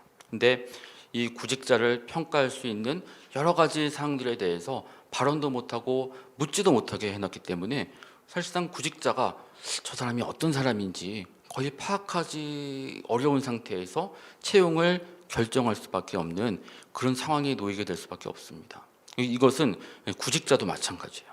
구직자나 구인자 모두 아무것도 모르는 귀와 눈이 가려진 상태에서 정말 이 채용이라고 하는 이 아주 중요한 것을 자기가 지금까지 노력해왔던 그런 성과의 결과물을 가지고 공정하게 평가되는 것이 아니라 거의 운에 맡길 수밖에 없는 아주 좀 불행한 결과를 초래할 수가 있다라고 생각이 됩니다. 그래서 이 채용이라고 하는 것은 이 고용 시장에서 이 기업과 그 구직자가 서로 이게 조건을 맞춰가면서 서로 원하는 기업이 원하고 구직자가 원하는 이런 상대를 찾아가지고 이 계약이 이루어지는 것이 이 고용 시장의 순리라고 볼 수가 있는데 이 규제 대상이 되어서는 안 되는 사항들을 규제하기 때문에 이런 심각한 부작용이 발생하게 되는 것이 이제 우려가 되는 것입니다. 그래서 이 기업 입장에서는 나중에 이제 우려되는 사항이 뭐냐면은 이 기업은 고용을 창출하는 주체입니다. 근데 이 기업이 이렇게 과도할 정도로 채용에 있어서 규제를 해놓다 보니까 이 공개 경쟁 채용 자체를 포기할 수가 있습니다. 그러니까 이렇게 될 바에는 나는 그냥 다른 사람한테 좀 추천받아서 좀 믿을 만한 사람을 뽑을래 라고 하고 이 비공개 채용으로 결정을 하게 될 가능성도 배제할 수가 없습니다. 아니면은 이 기업이 정말 고용 의지가 정말 꺾이는 이렇게 되면은 전체적으로 이 고용 시장이 활력을 잃어가지고 정말 고용 시장이 좀 활발하게 이 고용이 좀 증가되는 이런 구조가 돼야 되는데 이 고용 시장이 활력을 잃게 돼서 결국에는 기업이나 이 구직자 모두에게 불행한 결과를 초래할 우려가 크다라고 볼 수가 있습니다. 자, 그러면은 무엇을 질문하고 누구를 어떻게 채용할 것인가? 굉장히 어려운 부분이 아닐 수가 없습니다. 이 법 개정안은 이 33가지 사유에 대해서 질문도 하지 말고 발언 자체도 하지 말라라는 것 아니겠습니까? 그리고 이것은 1인 이상 모든 사업장에 적용되기 때문에 특히 이 영세한 사업장한테 아주 큰 부담이 될 수가 있습니다. 그냥 여기 나와 있는 사항은 제가 그냥 몇 가지 생각해 본 사항이 있는데 그 격리 직원을 채용하는 경우를 한번 상정해 보겠습니다. 이 격리라고 하는 이제 회계팀 직원, 재무팀 직원, 아무튼 회사의 공금, 회사의 돈을 관리하고 취급하는 그런 업무를 담당하는 직원을 채용을 하는 경우에 이 법 개정안대로라면은 그 해당 업무에 직접적으로 직결되는 문제만 확인할 수가 있다라는 그런 취지이기 때문에 예를 들어서 격리 업무를 하다 보면은 그 회계 프로그램이 있습니다. 그 회계 프로그램을 사용할 수 있는지 없는지 사실상 물어볼 수 있는 거는 이 부분에 한정이 될 수밖에 없습니다. 근데 회사 입장에서는 다르지 않겠습니까? 이제 회사의 공금을 관리하고 회사 전체의 자금의 관리, 출납, 취급을 해야 되는 업무이기 때문에 그 사람이 정말 돈에 대해서 정직하고 그리고 성실한지 여부를 회계 프로그램 같은 거 다루는 것보다 더 중요하게 생각할 가능성이 굉장히 높죠. 그래서 이제 돈을 만지는 업무이기 때문에 그 사람이 과거에 이 회사의 돈과 이 돈에 대해서 어떤 그 태도를 가지면서 살아왔는지 혹시 돈과 관련돼서 범죄에 연루된 적은 없는지 이것을 확인할 수 있는 그런 자유가 있다라고 봐야 됩니다. 근데 과거에 돈과 관련된 회사의 공금과 관련된 이런 질문을 하는 순간 이 차별금지 사유에 바로 이제 걸리게 되는 그런 부분이 있고 그리고 이런 상황이 개인적인 프라이버시일 수는 있지만 회사 입장에서는 돈을 맡기는 업무이기 때문에 그 사람이 좀 재정적으로 혹시 신용이 괜찮은지, 혹시 신용 불량이나 어떤 파산 상태에 빠진 것은 아닌지, 이런 부분도 회사 입장에서는 좀 안전성을 좀 확보하기 위해서 좀 물어볼 수가 있는 것이죠. 근데 이런 것을 물어보지 못하고 무슨 격리 프로그램 다를 수 있는지 여부만 확인할 수 있게 한다면은 정말 그 기업이 필요한 인재를 채용하는 데 있어서 엄청난 제약이 따르는 것이 아닌가 생각이 되는 겁니다. 그다음에 그 어린이집이나 어떤 유치원이나 이런 교사들을 채용하는 데 있어서도 마찬가지입니다. 뭐 어린이집 어린이를 교육할 수 있는 뭐 보육교사 자격증 이런 것만 가지고 판단을 그렇게 단정적으로 할 수 있는 건 아니죠. 정말 어린이를 정말 따뜻한 마음을 가지고 잘 케어할 수가 있는지, 그런 그 사람이 가지고 있는 인격을 더 중요시하는 그 사업장의 사용자가 있을 수가 있습니다. 그리고 과거에 어린이와 관련된 아동학대와를 비롯해서 뭐 아동 성범죄 이런 범죄와 연루된 적은 없었는지 이것을 확인하는 것은 이제 이제 그 선생한테 어린이를 맡겨야 되는데, 이런 중요한 업무를 맡기는 데 있어서 그것을 확인하는 것은 정말 필수 불가결한 일이라고 좀 보지 않을 수가 없는 겁니다. 다른 사유들도 이제 마찬가지인데요. 이 부분은 좀 넘어갔고요. 그 다음에 채용 가이드라인의 설정과 이것을 악용하는 사례가 우려되는 부분이 있습니다. 이 법 개정안은 아까 잠깐 말씀드렸는데요. 이 정부에서 지정한 기관이나 단체가 채용과 관련된 교육이나 컨설팅을 할 수 있도록 하고, 만약 하게 되면은 그거와 관련돼서 소요되는 비용들은 국가에서 다 재정적으로 지원해주고 행정적으로 필요한 부분까지 다 지원해준다고 이 여지를 근거 규정을 만들어놨습니다. 자, 여기서 교육하고 컨설팅 한다는 거는 결국에 여기 33가지 사유에 대해서 질문하지 말고 발언하지 못하도록 하는 교육 내용이, 그런 내용이 담겨져 있을 수밖에 없고, 또 구직자에 대해서는 이런 질문 받았을 때는 신고를 통해서 과태료를 사용자한테 당신한테 그런 질문을 해서 당신한테 불쾌감을 주었다면은 이것은 녹음했다가 신고해서 그 사용자한테 불이익을 줄 수가 있다라는 점도 그 교육 내용에 이 법에 규정이 되어 있기 때문에 포함될 수가 있습니다. 이 사실상 국가에서 전체적으로 채용을 검열하는 시도라고 보지 않을 수가 없는 것이고, 이것을 과연 실효성이 있는가, 이것이 과연 필요한가라는 점에서 국가 행정력의 낭비, 재정적인 손해라고 이제 볼 수가 있습니다. 그리고 이 면접 과정을 녹취해 가지고 나중에 채용이 거절될 경우에 나의 이 그 마음의 불편함을 해소하기 위해서 사용자를 의도적으로 신고하는 경우에 이것을 이 법 규정을 악용하는 사례도 발생할 가능성이 충분히 있다라고 보여집니다. 그 다음에 종교기관이나 종교단체에 대해서는 아주 심각한 문제를 초래할 수가 있습니다. 이 기독교 신앙에 근거해서 설립된 이 종교기관이나 이 단체들은 자신들과 같은 신앙을 가진, 그리고 같은 신념과 같은 가치관을 가지고 이 종교 활동을 할 사람을 그 직원으로 채용하는 것이 필요하지 않겠습니까? 그뿐만 아니라 우리 민주국가에서는 이 공동의 목적 달성을 위해서 이 단체를 결성할 자유가 있습니다. 이것을 우리 헌법에서는 결사의 자유라고 표현을 합니다. 그래서 어떠한 공동의 목적을 가진 단체의 활동과 그 단체의 존속을 위해서는 그 자기 단체와 같은 목적, 같은 신념과 같은 가치관을 가진 직원을 자유롭게 채용할 수 있어야 됩니다. 그와 관련해서 우리 기독교 성경은 이 동성애를 금지하고 있습니다.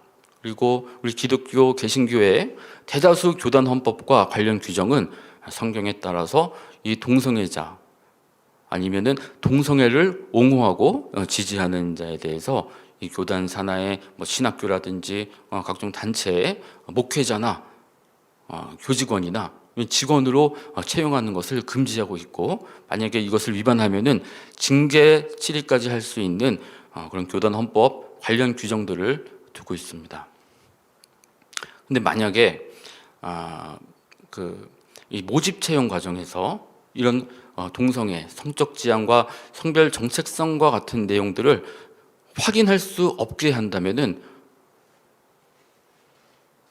이 같은 기독교 신앙과 같은 신념과 가치관을 가지고 그 종교 활동을 하는 것이 굉장히 어렵게 될 수가 있습니다. 만약에 이것을 질문하지 못하고 혹은 이런 마음을 숨기고 그 단체에 들어와 가지고 그 단체 활동을 저해하거나 아니면은 그런 사람이 나중에 그 의사결정 단계에 있는 리더십이 되거나 하게 된다면은 그 단체를 정말 활동을 저해시키고 그 단체를 무력화시킬 수 있는 그 위험이 존재하게 됩니다. 그렇게 되면은 이 기독교 종교기관과 단체는 그 단체의 존속을 위협받게 되는 그런 상황까지 몰릴 수가 있게 됩니다. 그래서 이것은 신앙의 자유, 결사의 자유를 위협하는 부분이 있습니다. 그래서 지금 언론 보도에 보면은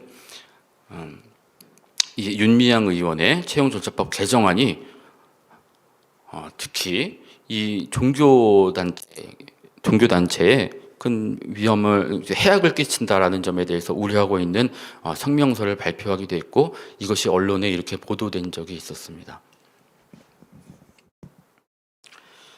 자, 이제 마지막으로 이제 결론 부분입니다. 지금까지 이제 살펴본 내용들을 이제 요약하는 것인데요. 앞에서 봤었던 것처럼 이 법 개정안은 채용의 자유를 억압하고 있습니다. 그리고 신앙의 자유와 결사의 자유를 위협하는 위헌성과 반민주성을 가지고 있습니다. 그리고 아까 그 내용에서 보셨던 것처럼 구직자와 사용자 모두에게 공정하지 않은 규제를 가지고 있는 것이고 그 결과 고용시장이 위축돼서 구직자와 사용자 모두에게 불행한 결과를 초래할 수가 있습니다.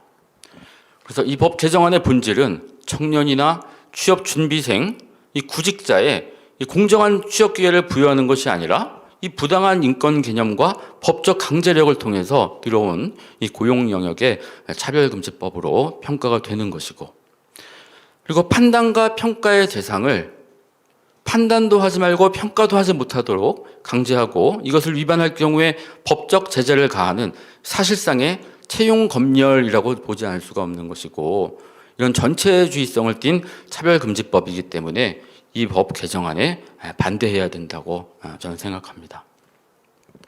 자, 오늘 이상으로 윤미향 의원이 발의한 채용절차법 개정안의 문제점에 대해서 말씀을 드렸습니다.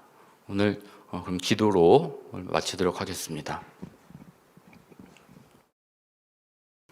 하나님 아버지 감사합니다. 이 차별금지법의 위험성을 널리 알리는 사역을 하고 있는 이 차바 채널을 통해서 오늘 이 고용 영역에 들어온 차별금지법인 윤미향 의원의 채용절차법 개정안이 가지고 있는 이 위험성에 대해서 잘 알게 해주심을 감사드립니다. 오늘 이 시간 통해서 이 차바 채널을 통해서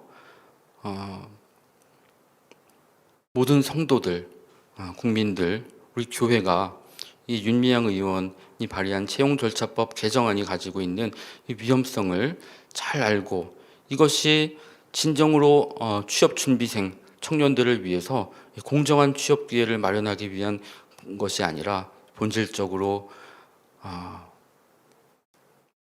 이 고용 영역에 들여온 차별금지법이라는 것을 분명히 알고 이 법에 단호하게 맞서서 저항할 수 있게 해주시고, 입법자들, 정말 좋은 법을 만들어야 되는 이 입법자들이 정말 이 채용에 필요한 올바른 방향이 무엇인가 깨닫게 해주셔서 정말 차별금지법과 같이 이런 부당한 악법을 제정하는 시도를 더 이상 하지 않도록 하나님 아버지께서 도와주시옵소서. 예수님 이름으로 기도드렸습니다. 아멘.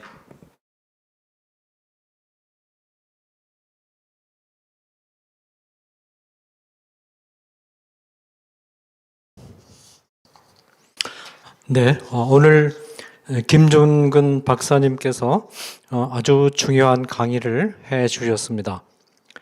그동안 우리 모두의 관심이 차별금지법 제정 반대에 집중되어 있는 사이에 교활하게 발의된 채용절차법 개정안은 기업인들과 교회 관련 기관들이라는 구체적인 영역에 있어서는 차별금지법보다 훨씬 강력하고 차별금지법을 능가하는 악한 법안이라는 사실이 김중근 박사님의 강의를 통해서 분명히 드러났습니다. 이 법안은 정치 경제적인 측면에서 본다면 국가 권력이 기업에게 주어져 있는 인사권의 전방위적이고 폭력적인 방법으로 개입해서 사실상 기업을 망가뜨리는 결과를 초래하는 독재적인 악법이며 우리 사회의 경제 구조를 사회주의적인 구조로 바꾸고자 하는 의도를 숨기고 있는 법안입니다. 동시에 종교의 영역에서는 동성애자들의 채용을 강요함으로써 교회가 하나님의 말씀의 가르침 위에 설 수 있는 기초를 허물고 교회의 순결을 파괴하고 궁극적으로는 교회를 해체하고자 시도하는 악한 법안입니다. 이 개정안이 법제화되면 기업과 교회는 사실상의 인사권을 박탈당하게 되고 기업과 교회를 무력화시킨 다음에 그 바탕 위에서 차별금지법을 쉽게 제정하고자 하는 의도를 드러내고 있습니다. 이 채용절차법 개정안이 국가주의적인 오만방자한 법이라는 점이 가장 적나라하게 드러나는 부분은 철저한 블라인드 채용을 민간 기관들을 향해서는 철저하게 관철시키고자 하면서도 국가가 공무원을 채용하는 경우는 예외로 두고 있다는 것입니다. 이 조항은 민간 기업은 형편없는 인재들로 채워서 운영을 어렵게 만들고 국가는 모든 조건을 다 따져서 똑똑한 인재들만 골라 뽑아서 엘리트 집단을 만들어서 국가의 힘으로 민간 기업과 민간 단체들을 통제하겠다는 전체주의적이고 사회주의적인 의도를 그대로 드러내고 있습니다. 똑똑한 수재들이 모인 국가기관과 오합지졸이 모인 민간기관이 어떻게 경쟁이 가능하겠습니까? 권력 기반이 취약한 민간기관에 그나마 똑똑한 인재들이 포진하고 있어야 절대 권력을 독점하고 있는 국가의 독주를 어느 정도라도 견제할 수가 있는 것 아니겠습니까? 북한의 김정은 독재 체제를 지탱하고 있는 가장 근본적인 힘 가운데 하나는 가장 똑똑한 인재들을 국가기관인 노동당과 인민군 수뇌부가 모두 데려가고 민간기관에는 열등한 인재들만 배치해 놓으니까 도대체 민간기관들이 머리싸움에서 노동당과 인민군을 능가할 수 없는 것 아니겠습니까? 민간기관의 우민화를 통해서 민간기관 통제하는 것이 북한의 인사정책의 핵심인데 지금 채용절차법 개정안은 북한의 인사정책을 본받아서 민간기관의 우민화를 추구하고 있는 것 아닌가 하는 의심을 불러일으킵니다. 여기서 이 자유에 관해서 성경이 무엇을 말하고 있는가에 대해서 잠깐 생각해 보겠습니다. 성경은 인간이 하나님의 형상으로 창조되었다고 말하고 있습니다. 이 형상이라는 말은 닮았다는 뜻입니다. 그러면 하나님과 인간이 어떤 점에서 닮았는가? 하나님과 인간이 닮은 것들 가운데 닮은 것들은 여러 가지가 있습니다. 하나님이 영이신 것처럼 인간도 영이다. 또 하나님께서 영존하시는 것처럼 인간의 영혼도 한번 창조된 이후에 영존한다. 이런 것들. 그런데 그 하나님과 인간이 닮은 것들 가운데 하나가 바로 자유입니다. 하나님은 그 존재와 사역에 있어서 어떤 피조물에게도 의지하지 않고 자유로우신 분입니다. 그래서 하나님은 스스로 있는 자다. 그렇게 말씀하시고 하나님을 세상을 창조하실 때 어떤 필연적인 이유에 의해서 창조하시는 것이 아닙니다. 세상을 창조하지 않으셔도 아무 문제가 없는데 하나님 자신의 자유로운 결정에 의해서 우연히 세상을 창조하신 것이고 또 하나님께서 인류를 구원하실 필요가 전혀 없습니다. 필연성이 없습니다. 그런데 하나님이 자유로운 선택에 의해서 죄에 빠진 인류를 구원하시겠다고 결심하셨기 때문에 인류가 구원을 받은 것이거든요. 이렇게 하나님은 존재와 사역에 있어서 절대적으로 자유로운 분이십니다. 이것을 우리는 신학에서 하나님의 주권이라고 합니다. 인간에게도 일정한 한계가 있지만 하나님의 형상으로 창조된 인간에게는 자유로운 선택의 능력이 있습니다. 그런데 하나님이 인간에게 있는 자유로운 선택의 능력을 어느 정도 존중하셨는가? 자, 하나님은 에덴 동산에 선악을 알게 하는 나무와 생명나무를 포함한 많은 나무들을 두시고 선악을 알게 하는 나무의 열매를 따먹지 말라는 명령을 주신 후에 이 명령을 준수하는가의 여부는 철저하게 아담과 하와의 자유에 맡기셨습니다. 하나님은 아담과 하와가 선악을 알게 하는 나무 열매를 따먹을 것을 미리 알고 계셨음이 분명하며 이로 인해서 향후 인류 사회에 엄청난 비극이 잘못 선택해서 엄청난 비극이 찾아올 것을 아셨음이 분명합니다. 그러면 우리 생각에 하나님이 아담과 하와의 성향을 조금만 조정을 해 주셔서 선악과를 따먹지 못하도록 그렇게 해 주셨으면 좋지 않을까? 그렇게 하면 엄청난 비극을 막을 수 있지 않았을까? 그런데 하나님은 이 모든 사실을 알고 계셨음에도 불구하고 아담과 하와로부터 자유라는 은사를 거두지 않으셨습니다. 하나님은 죄를 지을 수 없는 동물이나 기계와 같은 존재로 아담과 하와를 대우하기를 원하지 않으시고 죄를 범해서 엄청난 비참한 처지에 떨어진다 하더라도 끝까지 이 자유로운 선택의 능력을 지닌 의사소통과 교제가 가능한 인격적인 존재, 자유의 존재로 인간을 대우하기를 원하셨습니다. 그만큼 이 선택의 자유는 중요한 것이며 여기에 인간의 존엄성의 근거가 있는 것입니다. 따라서 헌법적 민주주의에서는 시민의 자유를 보장하는 것을 가장 중요한 헌법적 가치로 여기고 있는 것이며 경제 영역에서는 사용자의 측면에서는 채용의 자유, 근로자의 측면에서는 직업 선택의 자유를 중시하고 있는 것입니다. 따라서 채용의 자유와 직업 선택의 자유를 억압하는 것은 인간이 지닌 하나님의 형상을 파괴하는 반성경적인 행위라는 결론을 얻을 수 있습니다.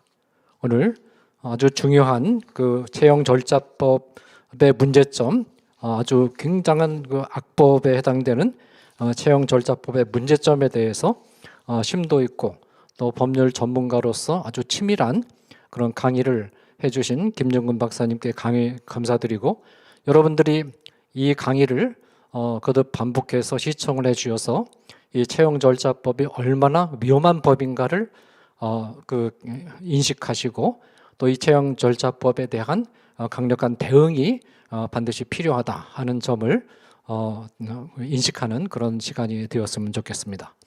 네. 광고 말씀드리겠습니다. 이 현대 성윤리문화교육원에서는 2022년 1월 첫 주간부터 시작되는 제2기 기본과정 수강생과 제1기 기본과정을 수료한 수강생들을 대상으로 한 제1기 심화과정 수강생을 포스터에 명시한 대로 모집하고 있습니다. 현재 제1기 기본과정이 잘 마무리되었고 이 과정을 이수한 수료생들이 카톡방을 개설을 해서 그리고 또 줌을 통해서 활발하게 교제를 하고 있는 중이며 또 강의를 했던 교수들이 틈틈이 여러 가지 다양한 강의 동영상을 올려주시고 또 논문도 올려주시고 글을 올려주셔서 수료생들이 무기한 편안한 마음으로 자유롭게 공부를 계속하고 훈련을 받을 수 있는 기회를 이어가고 있습니다.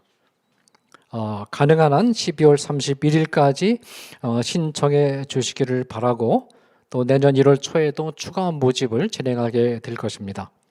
이 목회자반과 일반인반을 나누어서 운영을 하고 있는데 특별히 각 교회의 부교육자들과 또 주일학교 학생들을 가르치는 교사들과 직분자들이 꼭 신청해서 이 동성애와 젠더주의 그리고 차별금지법에 대한 바른 이해로 무장하고 성도들과 주일학교 아이들을 바르게 지도하는 역량을 갖출 수 있는 기회를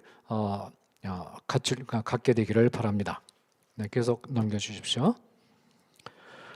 에스더 기도 운동은 성탄절을 맞이해서 태아로 오신 예수님을 기억하며 태아 생명의 소중함을 담은 성탄 연합장을 제작해서 배포하는 낙태 반대 태아 생명 존중 가도 캠페인을 가집니다.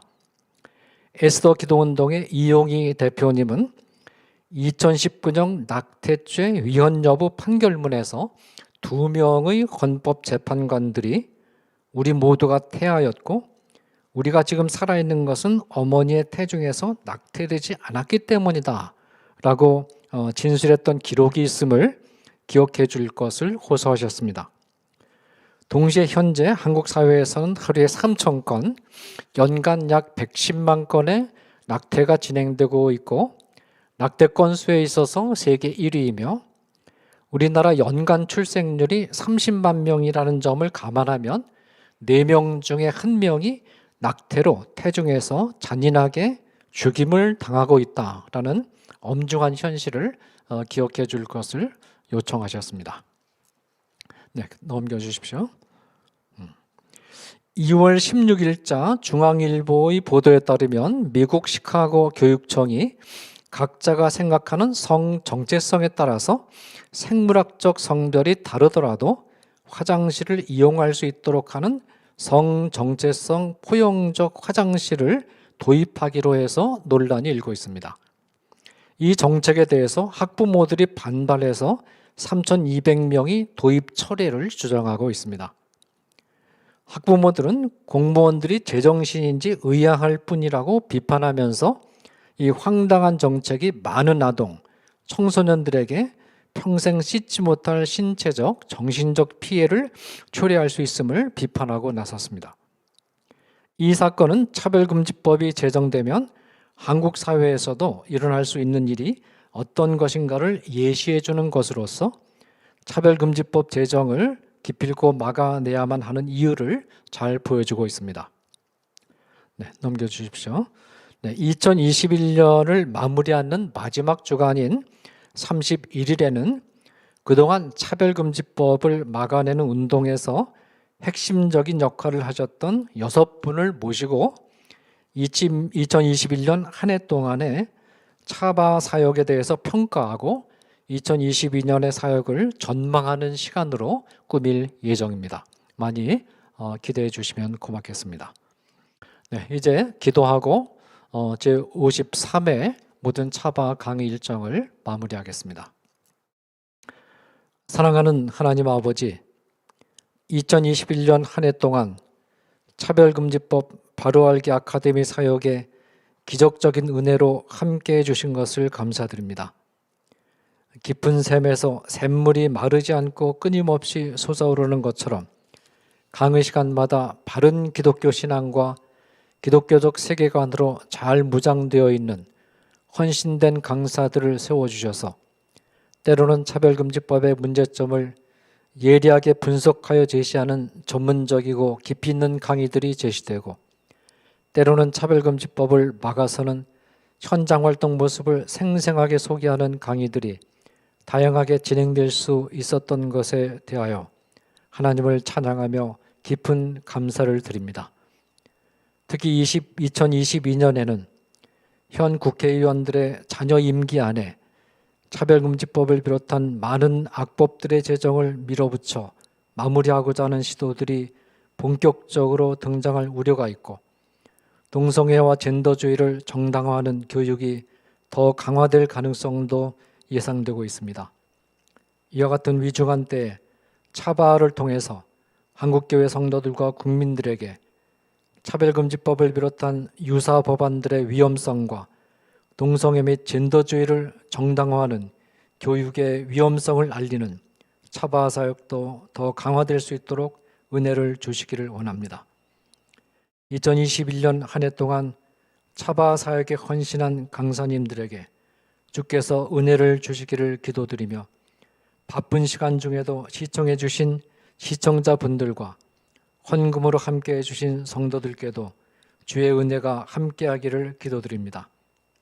지난 1년 동안 차바를 지도해 오신 조영일 대표님과 실무적으로 뒷받침하기 위해서 수고해 오신 스태프팀에게도 주의 은혜가 함께하기를 예수 그리스도의 이름으로 간절히 기도드립니다.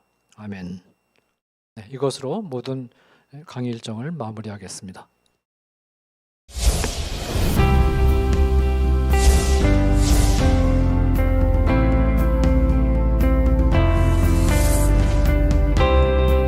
채널 공유운동, 유튜브 채널 공유운동에 대해서 말씀을 드리겠습니다.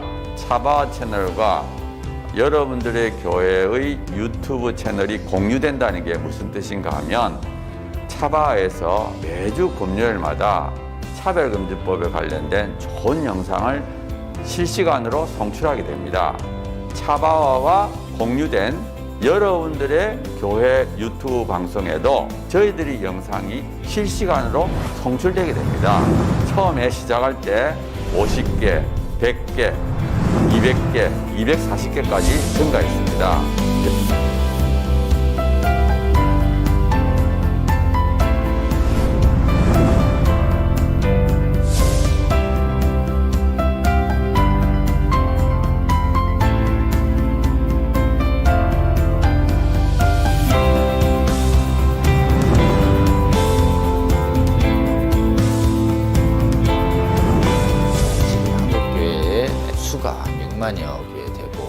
채널을 10,000개라고 보면 그 10,000개 중에 10%, 1,000개가 되면 이 1,000개 채널이 나머지 10,000개의 영향을, 10,000개 채널이 10,000개 교회가 나머지 6만 교회에 영향을 미칠 수 있다. 저는 그렇게 생각합니다.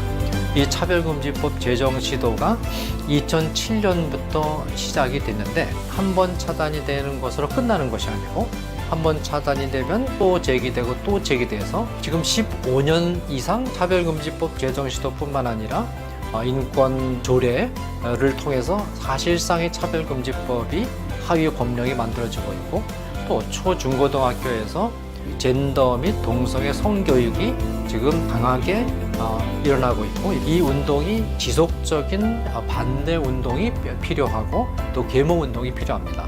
여러분 섬기시는 교회 담임 목사님 은혜로운 설교를 들으셨다면 적어도 주 1회는 지금 전 세계에 가장 위협이 되고 있는 동성애 성혁명 주장들 그리고 우리 미래 세대를 음란으로 미혹시키고 거짓으로 미혹시키고 있는 이 성혁명 사상들 차별금지법 이 문제가 우리나라에서 반드시 막아내고 복음적 성인례를 반드시 지켜내는 이런 사역에 우리가 실패해서는 안 되겠습니다. 차바 강의 중에서는요, 쉬운 강의도 있고요, 또 어려운 강의도 있습니다.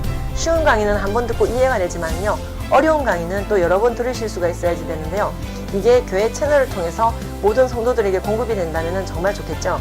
그 운동을 우리가 하고 있는 것입니다. 차바 채널 이 공유 운동, 저는 우리 주님께서 저희에게 알려주신 방법이라고 생각합니다. 차별금지법을 제정을 성공적으로 막아내고 음란을 정당화하고 음란을 강요하는 각종 악법들을 막아내서 대한민국 교회와 대한민국을 지키는데 아주 귀하게 사용하실 거라고 생각합니다. 여러분, 이 거룩한 도로 개설 운동 그리고 거룩한 성령의 검 배포 운동에 기도하시면서 지속적으로 함께 해주시기를 여러분 주위에 권면해 주십시오. 여러분의 작은 동참이 한국교회와 세계교회를 새롭게 하고 주님 다시 오실 때까지 이 악하고 음란한 세대를 선하고 거룩하게 만드는 데 귀하게 사용하실 거라고 그렇게 믿습니다.